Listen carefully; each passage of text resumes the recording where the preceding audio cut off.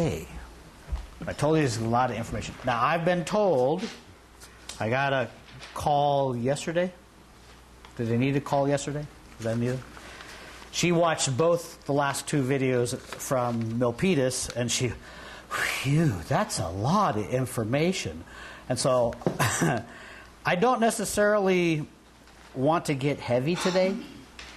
I want to just give you some background so you know where we're going. And hopefully you'll be able to keep up. If you're noticing that it's just way too much, it's overwhelming, stop me, please. Say, hold on, give me a break, okay? Then we'll take it at a little bit different pace. You are the folks that this is for. So if you are being ran over mentally, it's just too much, slow me down. Because I'm trying to get a time frame, and that's where I'm focusing. That's on a time frame. But I want to make sure that you're getting it, and that you're walking away with something that you can chew on, and you can pray about, and things like that. We have been working our way through the Old Testament, trying to figure out how does it fit with our grace, our new church era, this time of New Testament time, after Jesus Christ's time. How does it all fit together? And we were looking at this chart. Remember this one? Mm-hmm. And we were following God's progress, His revelation, how He's revealing Himself, how He's interacting with His people, and how He's making Himself known throughout all of history. Remember that? Okay. I'll post this back up on YouTube again.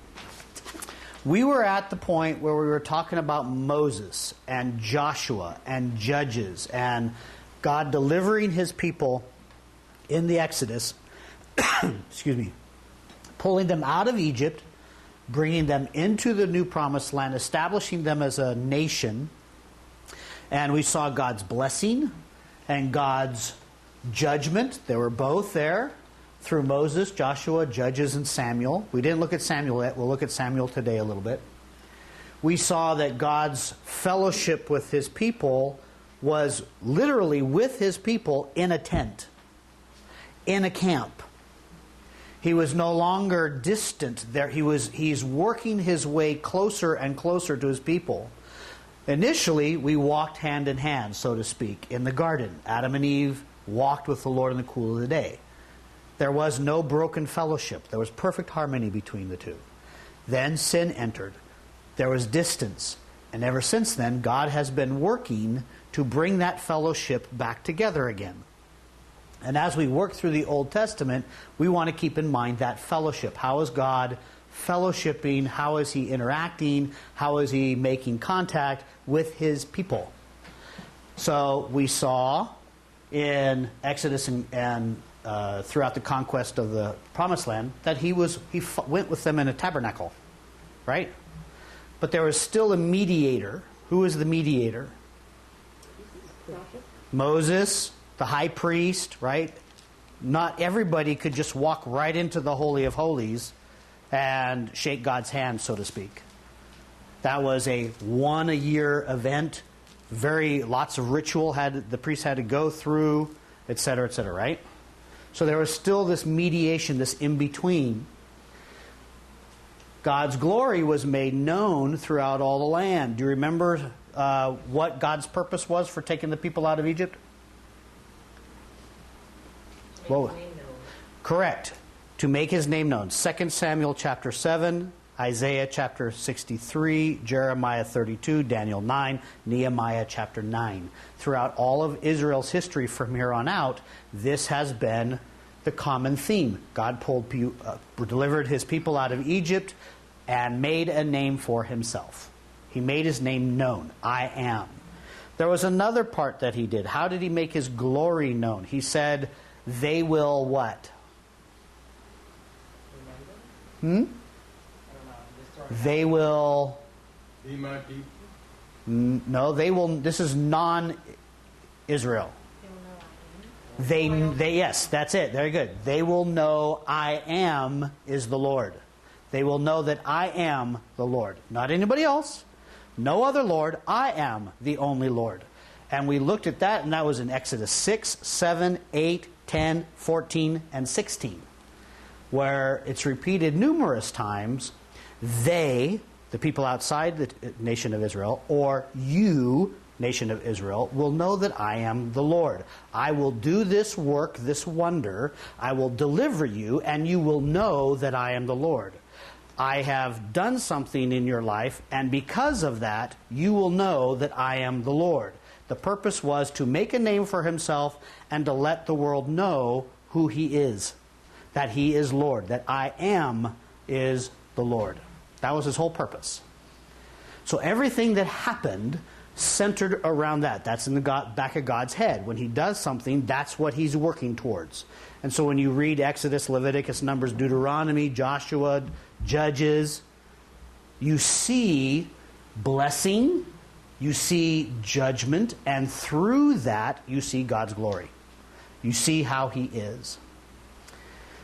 So God makes a covenant with the nation Israel, in Exodus 19. He promises to make them a treasured possession, a kingdom of priests, and a holy nation. Remember that? All right. Then he gives them a constitution. A nation needs a constitution. How shall we live? How shall we live and let the world know that you are God, that you are the Lord? How can we do that?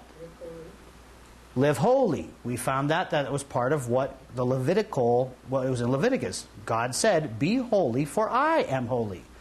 Okay, God, as a nation, how are we supposed to be holy? Oh, I'll tell you how. Let me give you 10 commandments. These 10 commandments will constitute how you live your life.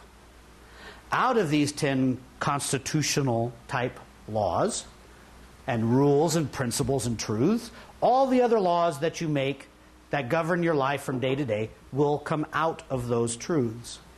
We got to the New Testament, and Jesus said, he was asked in Matthew, he said, I think Matthew 23, he was asked, what is the greatest law? Did he pick any of the 10 commandments? No, he didn't. What did he say? Love your neighbor as yourself. That was the second one. What was the first one? With all your heart, soul, and mind. Yes, love the Lord with all your heart, mind, soul. And that's in Deuteronomy chapter 6. So why don't we just flip on over there? Let's see, am I going to be there yet? Hold on a second. Am I going to be there yet? No, we're not going to be there. So hold on. Hang on. Just know that we're going to be there. He says, love the Lord your God with all your heart, mind, and soul.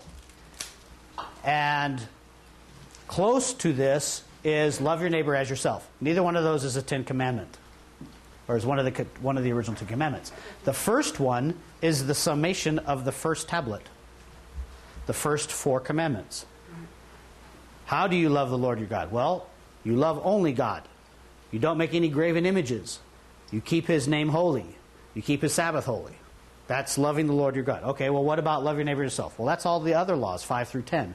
That one's honor your mother and father. Do not murder. Do not steal. Do not lie. Do not commit adultery. Do not covet. Right? All those. So you got 2. Jesus says, here's your 2 laws. And all the law and all the prophets hang on these 2 laws. The heart of all of the Old Testament, heart of the old law, all of the way to live is hung on these 2. And Peter said in 1 Peter chapter 2, he said, you are now the holy nation. You are now the treasured possession. You are now the kingdom of priests. Because Israel failed. Israel didn't do it. Remember, we looked last week on her idolatry. Remember? Were you here last week? No? Okay. We talked about the language of the covenant and how Israel was called the wife.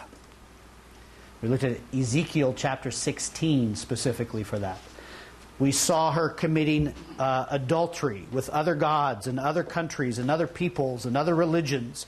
And we saw she was called unfaithful, and that she was not faithful to her husband. That type of language was the language that was used in the covenant, and it spoke about her unfaithfulness. So Peter says, because of Israel's unfaithfulness, because they did not do what God purposed, they failed at that. God has now appointed us, the new part of the new covenant. But our purpose, our motto, is still, be holy as I am holy. So we now carry the banner. Israel once carried the banner. Now Christians carry the banner. Someday, God's going to bring Israel back in. That's what Paul says in Romans. Judging by the level of idolatry, for instance, in this country, don't you think we're closer than we realize? How much worse could Israel have been than our own country? I don't know how much worse we can get before God says, I've had it. But who was it the one last? That was Phyllis.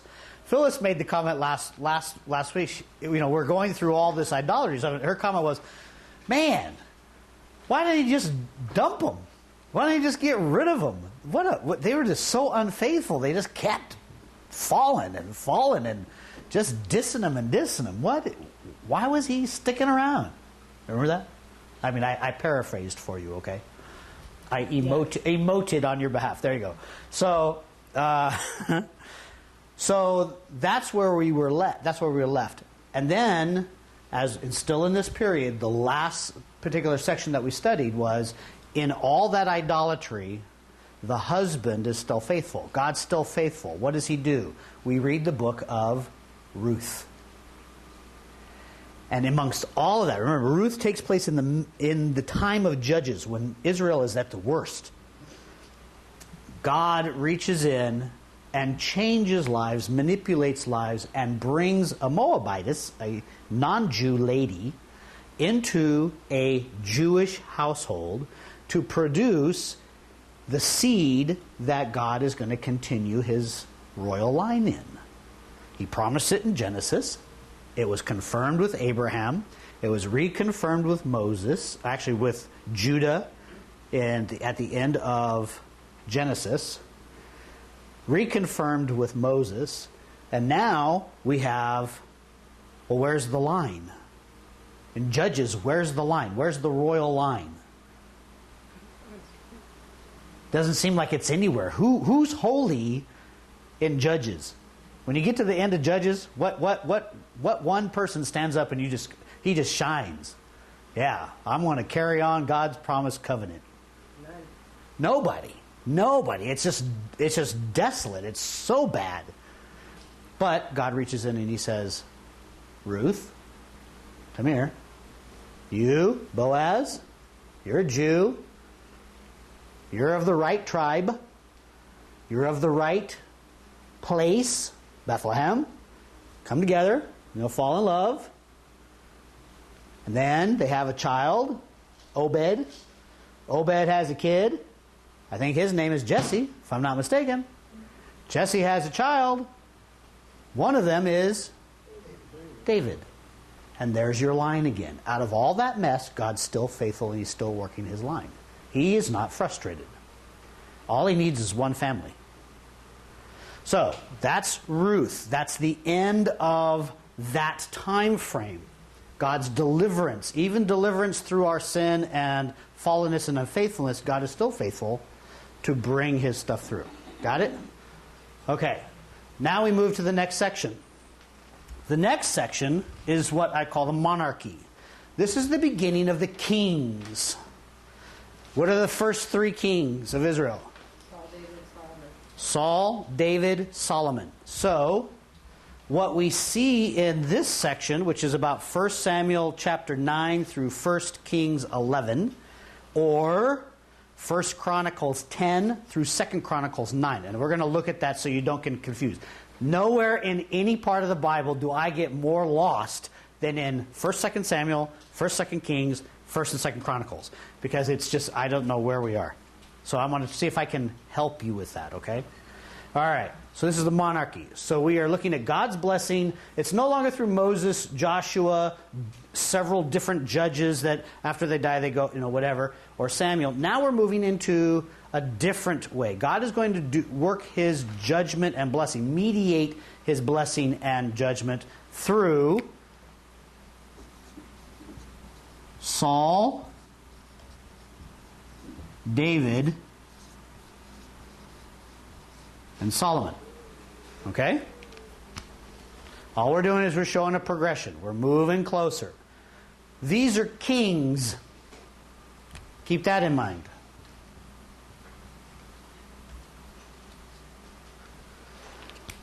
And God was moving about his people in a tent. Wherever he went, they went. That was a tabernacle. Come David Solomon, how does he dwell with his people? Temple. Don't lose that thought. That's another one. And God's glory is made known through, and this one was where I started going, it's through his anointed. And I'm going to explain that in a little bit. Prophet? Is that who his anointings are? Who are his anointed?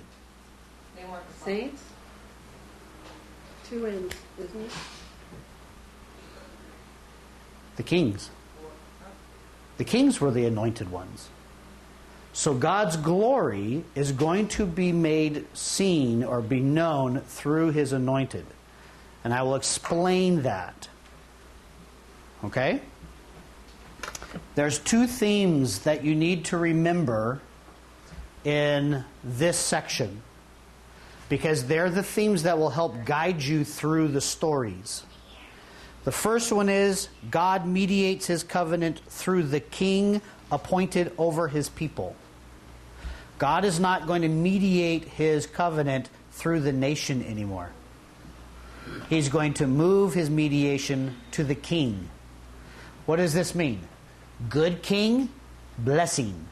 Bad king, judgment. From here on out, you very rarely will hear anything about the nation of Israel outside of what the king did. You'll go through 1 Kings and 2 Kings and how many, and so reigned for such and such year, and he was bad or evil in the eye, and he did evil in the eyes of the Lord. And so reigned such and such years, and he was evil or did evil in the eyes of the Lord. And watch that. That's all you're going to get. You're not going to talk about people as a nation much anymore. Now has appointed a king. He says, now my king will be the one that determines how my people will be blessed. Okay? That's one. Second one. God, through the king, establishes his temple, his dwelling place with his people. Both of those are really critical. I was telling Larissa and Larry last night, when I see a pattern in the Old Testament and I see a pattern in the New Testament, my antenna go up and I go, that looks awfully familiar. How is it that God arranged things to look this way here, and then he uses a similar picture, pattern, layout, shape here? Is that a mistake? Or are they related? You know, your daughter does a wonderful job on the tabernacle and looks at all the things that are in the tabernacle that point towards Christ. That's a pattern in the tabernacle that points to a pattern that Christ lived. And we are able to look and go, oh, okay, that makes sense. I can see Christ in the tabernacle. Okay? Up to this point, though, we have not heard much of the kings. What's Jesus' name? King of Kings. King of Kings. Well, when is the Old Testament going to hit on that? Guess what? We're getting ready to hit on that. God has to establish a king in order to establish the King of Kings. David is promised the temple, the permanent place, quote unquote, of God's dwelling, where he would dwell with his people. A center place in his city, in Jerusalem, on Zion. Is that place still there? Yep. It's been destroyed. It was destroyed in 70 A.D. It was destroyed also in about 585 B.C. The temple's gone. The curtain's been ripped top to bottom. Remember? Where's the temple now? How did that happen? Through the king. Through the king of kings, he has made and built a temple that will never perish, never be destroyed. His king, the king, And God's covenant blessing through the king's behavior and the way his faithfulness will never falter. It'll never be like a human king, will it? You see my pattern? Yes. God establishes a king and brings about through the king a temple. But that first king is faulted. Sinful, broken, cannot be the means that God gives his blessing forever and ever and ever and ever, without flaw, without fault. He needs a perfect king. He is going to bring about a temple. But that temple of stone is a temple that can be destroyed by people on the outside. God doesn't dwell in places that can be destroyed. He's going to dwell in a place that is everlasting.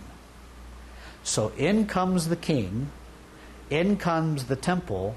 There's your pattern. What is God doing? He's bringing us closer and closer and closer to the king and the temple, the final marriage, the final covenant, the final being, everything, so that Jesus Christ is in all, through all, by all. Everything is Christ, Christ. It's all wrapped up into him. That's what we're going to see in this time frame. So when you look at Saul, for instance, how many people think that Saul had a really bum rap? King Saul, first king, he was gypped. What do you mean? Let's go look and find out, and we'll see if you like what happened to Saul. I have always thought, for a long, long time, that Saul was poor guy. But he blew it. He blew it with David. No, he blew it long before then. But let's work over. We're going to do a brief history in 1 Samuel. We're going to bring you through up to date to the time of David. And that's where we're going to finish today, is when David hits the throne, or when David gets there, okay? Well, you're ahead of everybody. But first what I want to do is I want to hand these out. 1 Samuel 8. We're going to start in 1 Samuel almost 1. I'm going to bring you up to par into 8. This is the overlap, whatever you want to call it, of the three. You want to share? Ed, you got an extra one? Does anybody got an extra one that we can pass them around? I can share it then. Here. I gave a couple people too. You want to? Did Nikki get one? Nikki needs one. Tracy, did Nikki get one? Okay. How about Larissa? Okay. Let's take a quick look at this first, and then we'll go through the deal. When you read the three books, the three main books, you got Samuel, you got Kings, and you got Chronicles. And if you understand what each one is doing, it's a lot easier to read. 1 Samuel, 2 Samuel, 1 Kings, and 2 Kings is originally one book called the Book of Kingdoms.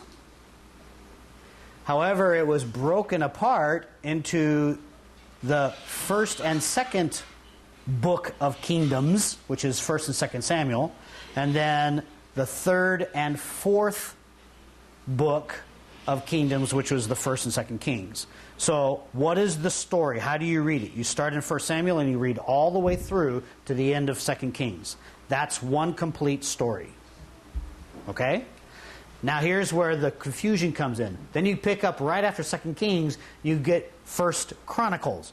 1 Chronicles begins with Adam. So the first 9 chapters of Chronicles is nothing but genealogies. So that's why you have that first little section in the beginning that says 1 Chronicles 1 through 9. It doesn't really entail anything that 1 Samuel through 2 Kings talks about.